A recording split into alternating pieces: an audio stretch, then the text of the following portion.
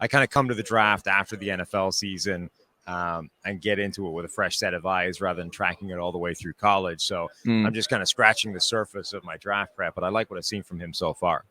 Did you watch any of their offense this past year with Heupel? Not much. No, I haven't seen a ton of it. Okay.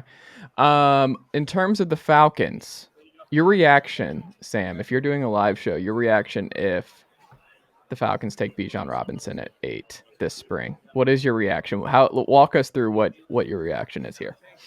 Yeah, so, obviously PFF is at the forefront of the running backs don't matter kind of thing, or you don't take a running back in the first round. I actually don't hate the concept of a first round running back, but I think for them specifically, it's not a good idea. And at that high, it's not a great idea either. I think, there are teams out there, like he's being talked about to Dallas a lot at wherever they are, 20. Yeah. That I think is reasonable. Like, I don't hate that as a concept. It's easy. It's sort of a little bit of a punchline because it's Jerry Jones and it's of course what he would do. But I don't think I think that makes a reasonable amount of sense. And it's not an egregious allocation of resources or money. But for Atlanta, like their run game was good. Their running backs were good. Their offensive line is good. Like I don't see why you need to go after a guy like that, particularly when you do have other needs. And at 8, I think it is getting into a different kind of territory of opportunity cost versus number 20 overall. Did you see enough from Ritter to think that he should be the guy for the next 3 to 4 years? I don't think you can have seen enough of him, or from him, but the flashes are there if you want to convince yourself that, you can go that route. I think because this is a team that has the most run-heavy attack in football, because they've got good players on the offensive line in the backfield, they've got good receivers as well once they get all healthy. I think they can talk themselves into that.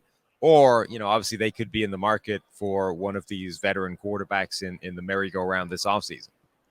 Last thing. The TJ Hawkinson thing kind of went under the radar in the middle of the year where they just traded him to a division rival. And we're like, all right, this is not where, like, we're getting off this. And the Vikings were like, yeah, sure.